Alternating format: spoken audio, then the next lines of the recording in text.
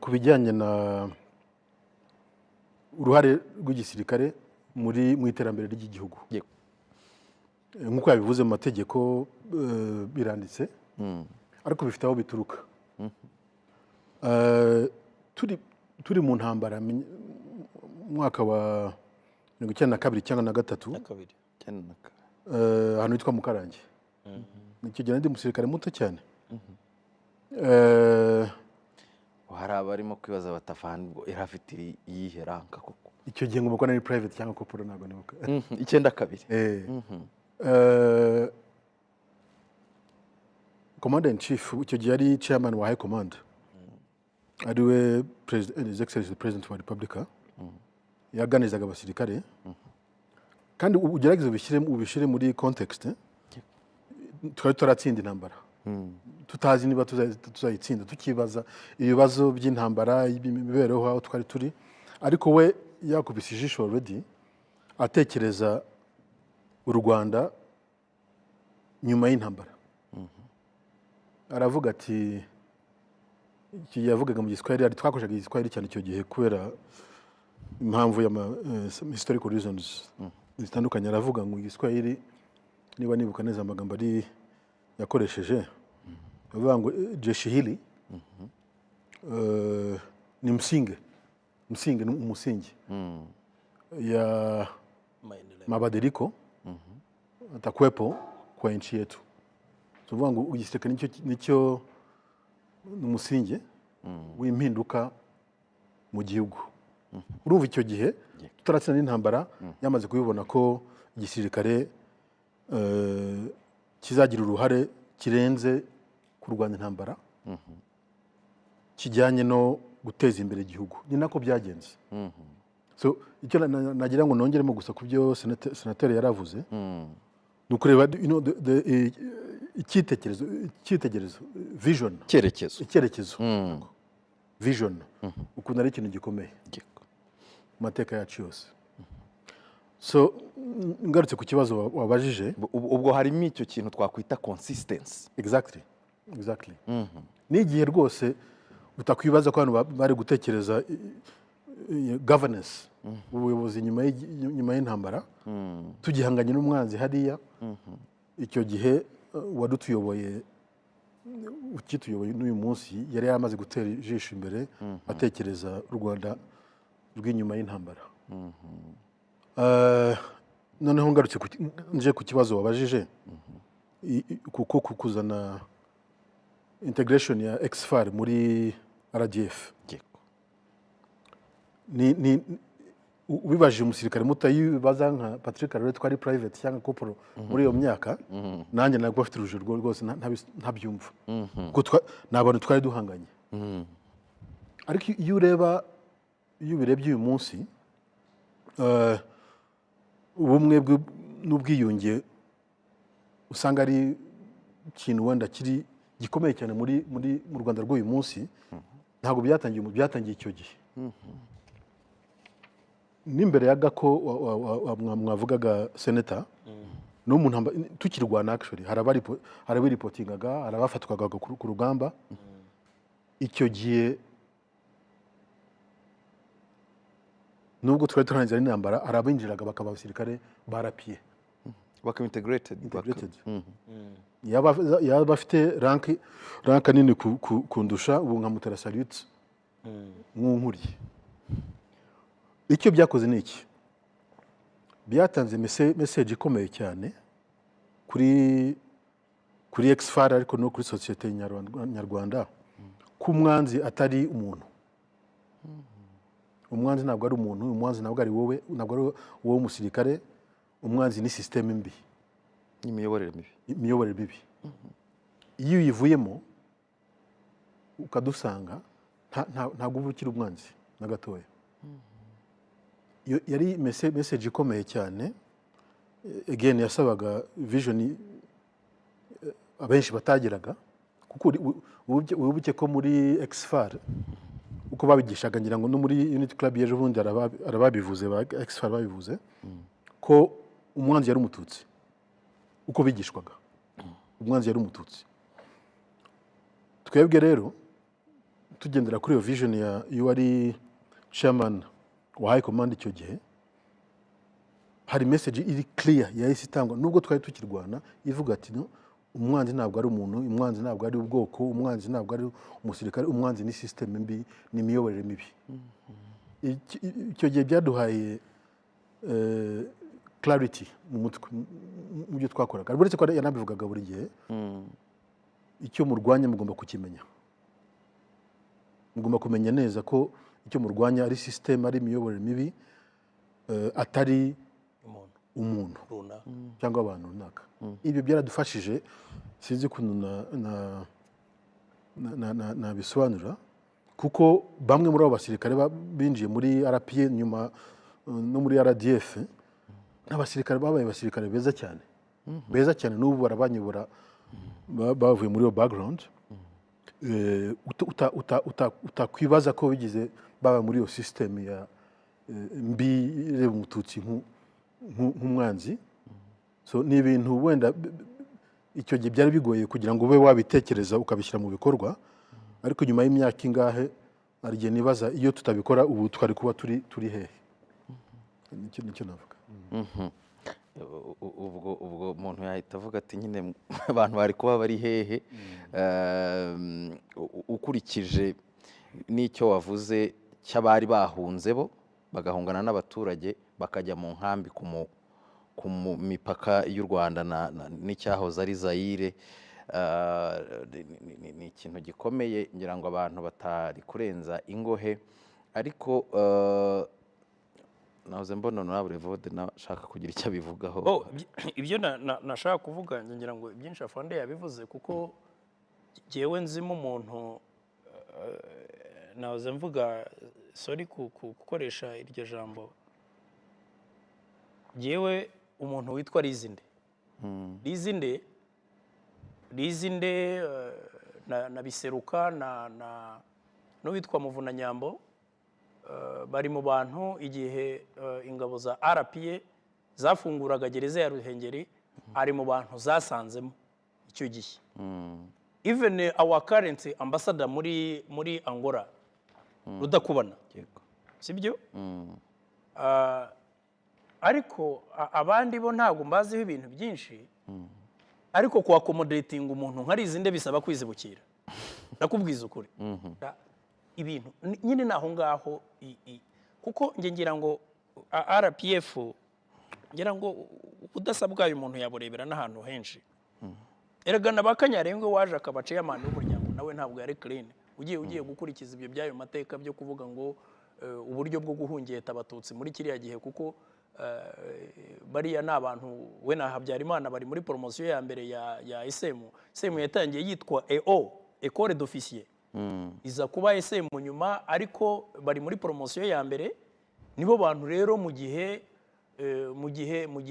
haba ari ukuvuga ngo mu gihe cy'inyenzi haba ari mu gihe cyo kwirukana abatutsi imbere ya kudeta ya 73 haba ari abantu bari muri guverinoma ya Kayibanda nubwo ho haje ikibazo cya regionalisme uzi ko Rizinde yayoboraga inzego z'iperereza niwe warimbuye abantu bose bari muri guverinoma ya Kayibanda nubwo bien évidemment nk'umuntu wayoboraga inzego z'iperereza yabikoraga ku mabwiriza y'umukuriye ari we Juvenal Habyarimana hanyuma muri 80 buri icyo bafungiwe bashatse gukora kudeta bari kumwe n'undi muntu witwa Kagenza Alphonse mu myaka ya za 80 nibwo baje gufatwa bafungirwa hariya muri gereza ya Ruhengeri niyo yari gereza mbi cyane ishoboka iyo myaka rero yayimaze muri prison buri gihe ajya kuburana yagera kuri mikoro akavuga ati umutanga buhamya ni Habyarimana ariko ati Habyarimana adahari simburana urubanza byarinze birangira biraho ngaho Rizinde ari umuntu uri muri prison kugeza inkotanyi zimusanzemo zikamurekura ngira ngo urugamba rurangiye yabaye nka prefet wa Byumba hari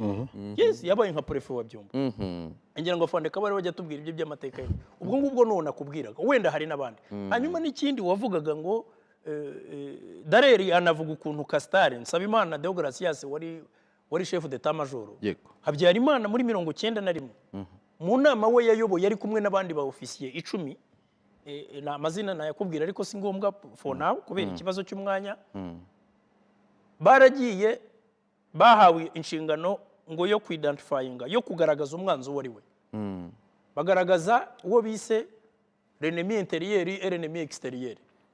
Noneho uwo bise l'ennemi wa mbere uza muri kategori ya mbere yari umututsi yabo wo mu gihugu cyangwa uwo hanze.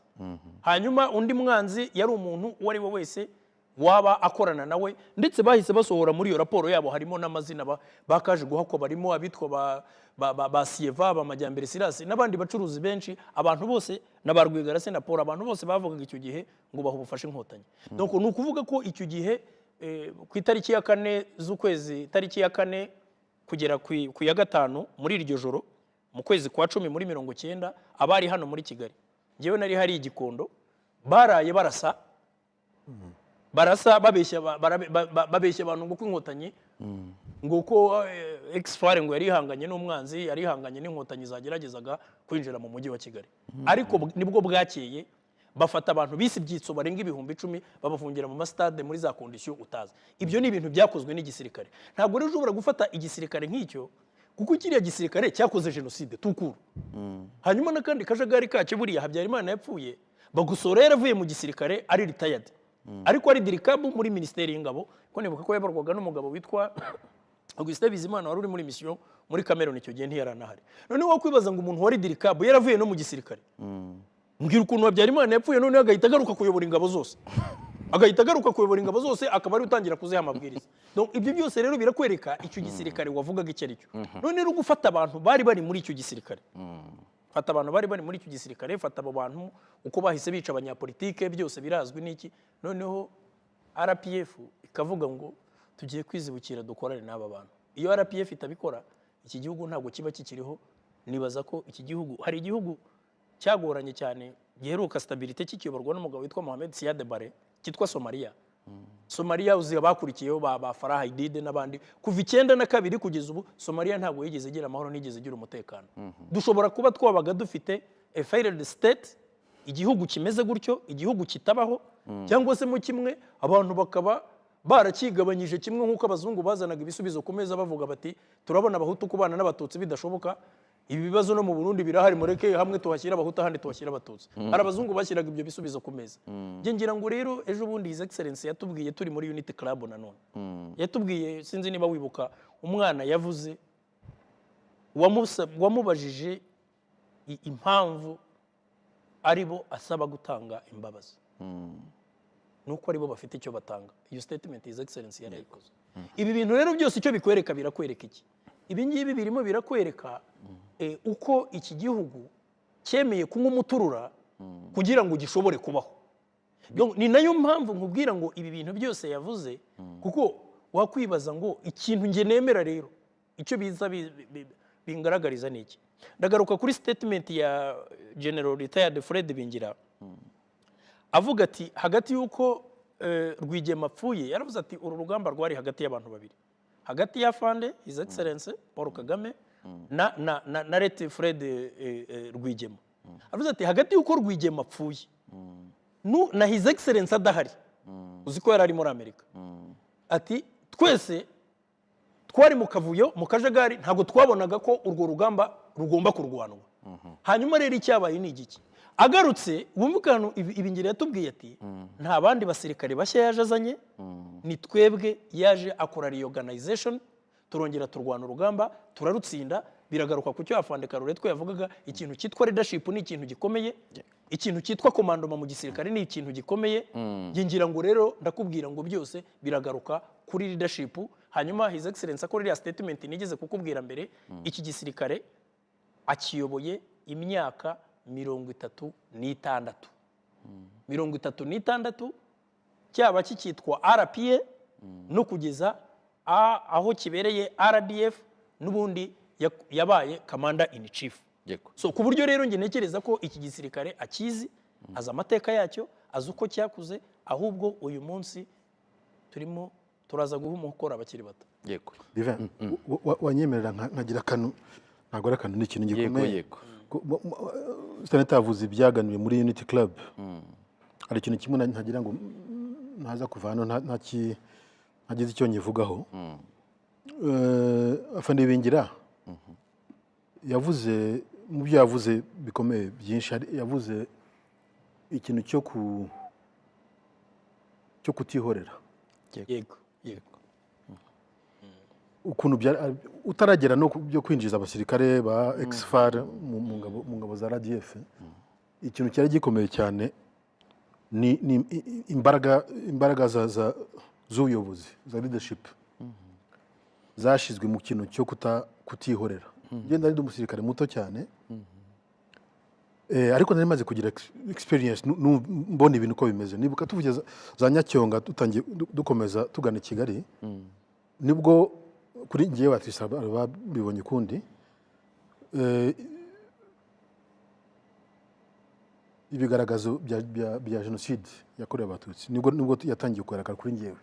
Ubona imirambo, umubare wawo n'uburyo babaga bishwe, ibyo twumvaga kuri za BBC ku turadiyo, noneho tubibona imbere yacu. Kandi ubwo muri twebwe hari n'abasirikare bari baraturutse mu Rwanda hano, uko twadvansingaga babona imirambo y'imiryango yabo, immediate family, abo bavukanaga, ababyeyi ba fiancé se, tubibona gutyo. Reka mugize ukuri nk'umusirikare muto y'icyo gihe, nari ntarakwiza n'imyaka 20 icyo gihe. Umujinya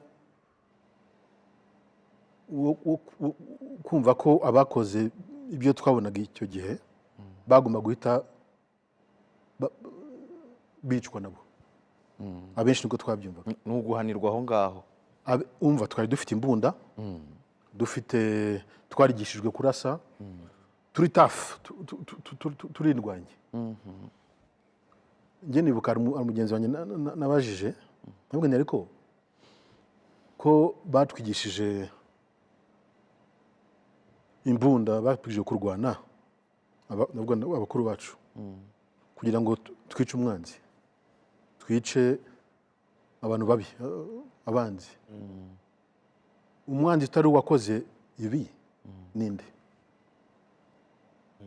Abakoze ibi niba atari umwanzi ni iki? Ariko ukwereka ubuyobozi, icyizere twari dufitiye abatuyoboraga, na Commander in Chief wacu, ijambo yo kuvuga ngo afande amesema. Afande amesema ni marufuko. Afande yavuze. Nubwo utari convinced, umujinya nta waruhari. Ngiye nakubwiza kuri narawinjiranye i Kigali hano, ariko afande yavuze. Ni ukuvuga ngo afande afite kundi aza ubuyobozi, hari ukundi bizakemuka. Ikibazo ari kundi bizakemuka. Ngewe nka Patrick Aruretwa, akazi kanjye no gukomeza ibyo nakoraga nk'umusirikare mutoya. Nubashye Oda, ariko agahinda nari mfite n'umujinya nakabaye nkora ikindi. Kari gahari pe, ako kanya twari guhita tutangira. Ni nacyo cyari natural kuri bamwe muri twebwe. Ni ikintu gikomeye cyane, kumva ubuyobozi bushobora kubona kugira igitekerezo bidakwiye, nubwo ari byo byumvikana mu mutwe w'umusirikare mutoya, gatanga amabwiriza kandi bose bakabigendera, twese tukabigenderaho. Ni ibintu bidasanzwe.